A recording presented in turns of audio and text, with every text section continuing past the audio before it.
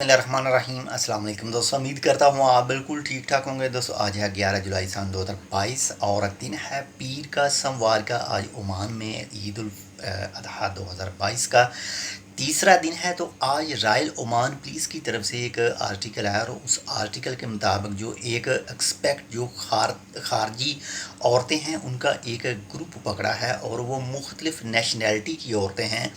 Number एक पर तो वो रेसिडेंस लॉ की ख़िलाफ़ वर्जी कर रही थी, लेबर लॉ की ख़िलाफ़ वर्जी कर रही थी और इसके साथ ही कुछ जो दूसरी काम हैं जो 2 नंबर काम आप उसको कह सकते हैं, वो उन काम में मुलव्वस थी। तो उनको गिरफ़्तार किया गया और उनके ख़िलाफ़ जो कानूनी कार्रवाई है वो होगी।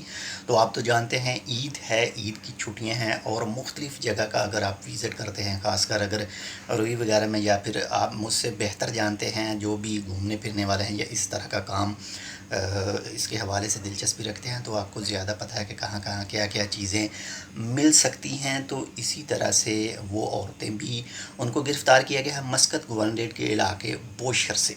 तो कानूनी कार्रवाई उनके ख़िलाफ़ होगी और इसके साथ ही जो मौसम के हवाले से पुलिस की तरफ से कहा गया है कि जो भी वैली वगैरह, वादी वगैरह से गुज़र हो, यानी अगर बारिश हो रही है, वादी में पानी वगैरह हो, तो बहुत ज़्यादा एहतियात कीजिए, क्योंकि ये 3 से 4 दिन के अंदर जो कुछ काफ़ी ज़्यादा हादसे पेश आ चुके हैं, कुछ समंदर के अंदर और कुछ जो वादी वगैरह में जो लोग हैं वो अपनी ज़िंदगी से हाथ धो बैठे हैं।